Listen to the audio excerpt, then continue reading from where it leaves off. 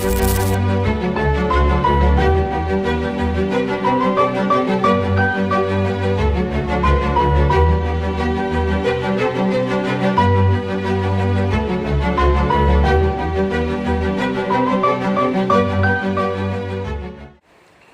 Back to my channel. చెక్నీ అయిపోయింది, చెక్నీ వేసుకొని వచ్చేస్తా. వెళ్ళొచ్చే లోపు అసలు ఈ జర్నీ ఎలా స్టార్ట్ అయింది అనేది ఒకసారి చూసేయండి. ఈరోజు మనం వెళ్తున్న ప్లేస్ యాగంటి ఉమామహేశ్వర టెంపుల్. నిన్న రాత్రి ఆల్మోస్ట్ అన్నీ రెడీ చేసుకున్నాం. బైక్లో petrol full, camera batteries full, memory cards full empty, అంటే మనకు అవసరమైన సెటప్ అంతా రెడీ. కానీ ఒక్క విషయం ఎప్పటిలాగానే లేట్ అయింది. అదే మేమిద్దరం మార్నింగ్ 4 గంటలకి అలారం పెట్టుకుంటాం. అలారం అయితే టైంకే లేచింది, కానీ మేము కొంచెం లేట్గా లేచాం.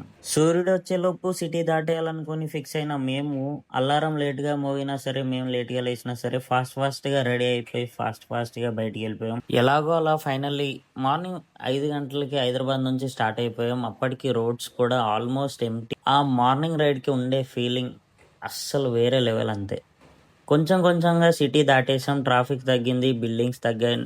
అలా ట్రావెల్ చేసుకుంటూ ఆల్మోస్ట్ 100 కిలోమీటర్స్ని దాటేసాం. ఇంకా కొంచెం ట్రావెల్ చేస్తే మాతో పాటు మా బండి కూడా అలసిపోతుంది. దాన్ని దృష్టిలో పెట్టుకొని మా కోసం కాకపోయినా బండి కోసం అయినా బ్రేక్ ఇవ్వాలని చెప్పేసి ఒక టిఫిన్ సెంటర్ దగ్గర బైక్ కి రెస్ట్ ఇచ్చేసాం. ఇలా అయితే మా జర్నీని అయితే స్టార్ట్ చేసేసాం. నేను టిఫిన్ కన్నా చట్నీ ఎక్కువ తింటాను, అది వేరే విషయం. టిఫిన్ టైం ఇది. ఎన్ని కిలోమీటర్లు? 100 కిలోమీటర్స్ తర్వాత టిఫిన్ చేస్తున్నాం మనం. అసలు మొత్తం రికార్డులు చేసేస్తాడు, మొత్తం బీభత్సం చేసేస్తాడు. సినిమాటోగ్రాఫర్ అంటే నాకన్నా వేరే లెవెల్లో షూట్ చేస్తాడు. అలా చెప్పు, ఏదన్నా వస్తే అనుకున్నా. నిజమే. Thank you.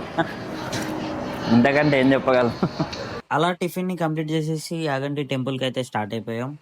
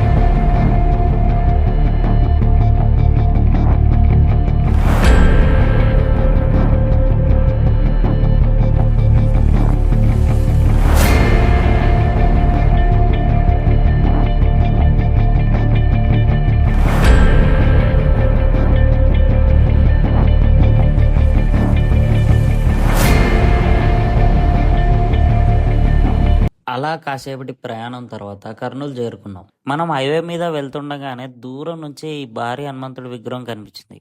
అంత పెద్దగా కనిపించేసరికి ఒక్క డ్రోన్ షాట్ అయినా పడాల్సిందే అనిపించింది.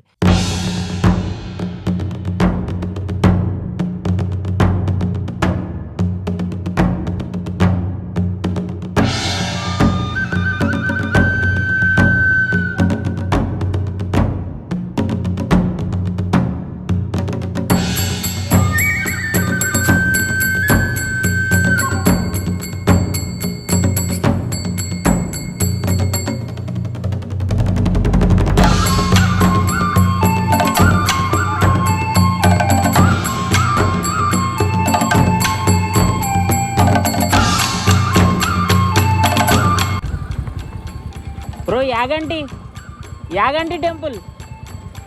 Thank you.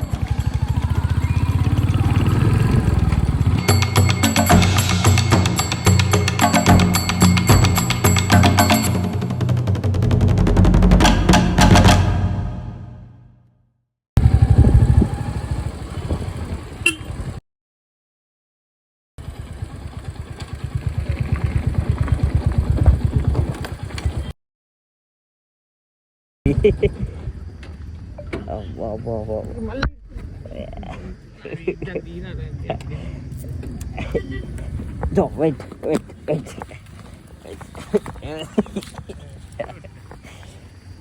ఆపరేషన్ దుర్యోధన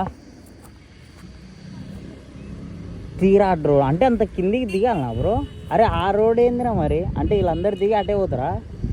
కొన్ని ప్లేసెస్ గూగుల్ వల్ల ఫేమస్ అవుతాయి. మరికొన్ని ప్లేసెస్ వాటి హిస్టరీ వల్ల ఫేమస్ అవుతాయి. కానీ ఇంకొన్ని ప్లేసెస్ మాత్రం వాటి మిస్టరీస్ వల్ల గుర్తుండిపోతాయి. ఈరోజు మనం వచ్చిన ప్లేస్ యాగంటి. హైదరాబాద్ నుంచి దాదాపు 300 కిలోమీటర్లు ట్రావెల్ చేసి చివరికి ఈ బ్యూటిఫుల్ మౌంటైన్స్ మధ్యలో ఉన్న టెంపుల్ దగ్గరికి అయితే చేరుకున్నాం. టెంపుల్ లోపలికి వెళ్లే కొద్దీ ఈ ప్లేస్ గురించి ఒక్కో విషయం తెలుసుకుంటే ఇది ఎందుకు ఇంత స్పెషల్ అనేది అర్థమవుతుంది. సో ఈరోజు ఈ టెంపుల్లో ఉన్న హిస్టరీ, మిస్టరీస్ మరియు చాలా మందికి తెలియని కొన్ని ఇంట్రెస్టింగ్ ఫ్యాక్ట్స్ గురించి తెలుసుకుందాం. ఈ టెంపుల్కి దాదాపు 500 సంవత్సరాల హిస్టరీ ఉందని చెప్తారు. విజయనగర సామ్రాజ్య కాలంలో ఈ ఆలయం నిర్మించబడింది. ఇది ఉమామహేశ్వర స్వామికి అంకితం చేయబడింది. కానీ ఈ టెంపుల్ని ఫేమస్ చేసింది ఈ ఆర్కిటెక్చర్ కాదు, ఇక్కడ ఉన్న ఒకే ఒక్క నంది. అదే ఇప్పుడు మనం చూడబోతున్నాం. టెంపుల్కి వెళ్లే ముందు ఈ పుష్కరాని కనిపిస్తుంది. చూడటానికి చిన్నగా ఉన్న ఈ నీరు కొండ లోపల నుంచి న్యాచురల్ గా వస్తుందని చెప్తారు. ఎండాకాలంలో కూడా ఇక్కడ నీరు పూర్తిగా ఎండిపోదని చాలా మంది అంటారు. ఈ యాగంటి గురించి అందరూ మాట్లాడుకునే కారణం ఈ నంది. చిన్నప్పటి నుంచి ఈ నంది సైజ్ పెరుగుతుందనే కథ చాలా మంది వింటూ వచ్చారు. ఒకప్పుడు ఈ నంది చుట్టూ తిరిగి ప్రదక్షిణాలు చేసేవాళ్ళు. కానీ ఇప్పుడు స్పేస్ చాలా తగ్గిపోయింది. టెంపుల్ చుట్టూ కొన్ని కేవ్స్ కూడా ఉంటాయి. వాటిలో అగస్త మహర్షి గుహ, వీర బ్రహ్మేంద్ర స్వామి గుహ చాలా ఫేమస్. ఇక్కడ ఋషులు తపస్సు చేశారని స్థానికంగా ఇప్పటికీ చెప్తుంటారు.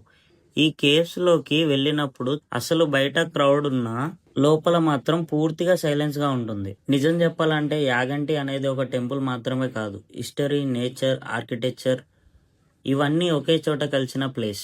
అందుకే ఈ ప్లేస్కి ఒక్కసారి రావడం కాదు, టైం తీసుకొని ఎక్స్ప్లోర్ చేయడం వర్త్ ఇట్.